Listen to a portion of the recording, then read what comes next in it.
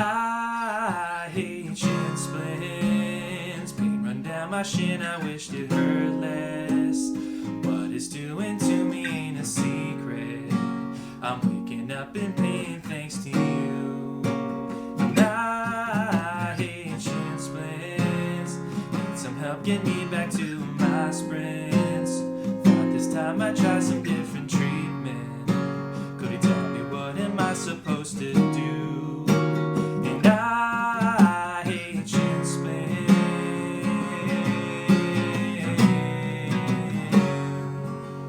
Hey everyone, welcome back to my channel, Cody Does Your Physiotherapy. I'm Cody, this is my dog Summer. Now in today's video, I'm going to show you the best soft tissue technique you can do on yourself at home to get rid of that pain from shin splints.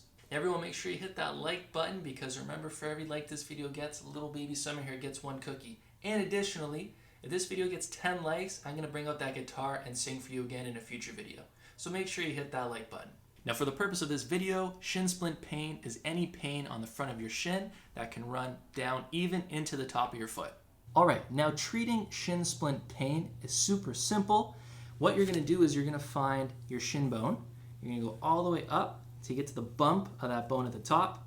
You're going to move outwards just a bit. Now you're on a fleshy part. This is the muscle that runs down the length of our shin and that causes shin splints. Now this muscle is commonly overloaded and overworked with running or with a lot of walking. So what we're going to do is, being on that muscle, we're going to use our fingers and we're going to push as hard as we can. Now, using our foot, keeping that pressure down, we're going to bring our foot up all the way, and then we're going to push our foot down and in all the way.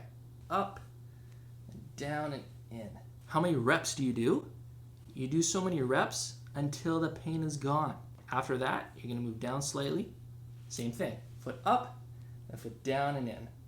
Up, down and in.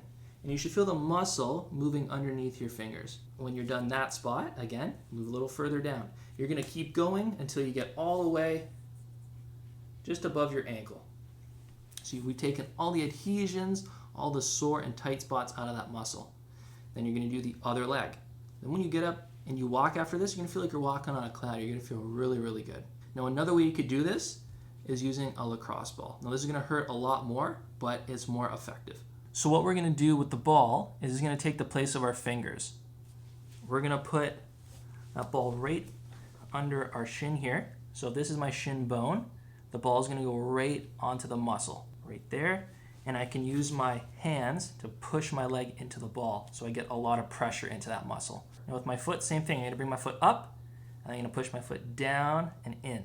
My foot up, down and in. And again, you're just doing as many reps as you need to in order to get that pain and tension gone. And I'm going to work my way down the muscle. So again, you'd work both legs, and then you get up and you try to walk, and you feel like you're walking on a cloud. Now, Cody, how often should I be doing this? Excellent question. So every time you run, you should be doing this technique immediately afterwards. And the reason for that is because we know when we run, and then we come home, we go to sleep, we wake up the next day, that's when we get all that shin splint pain. So by doing this technique immediately after we run, we release the muscle, and therefore we won't get any of that shin splint pain the next day when we wake up. Boom, fixed, simple as that. I hope everyone really liked this video. I had a lot of fun playing the guitar and singing for everyone. I'm sure to bring it out in a future video, so stay tuned. And please subscribe so you see it.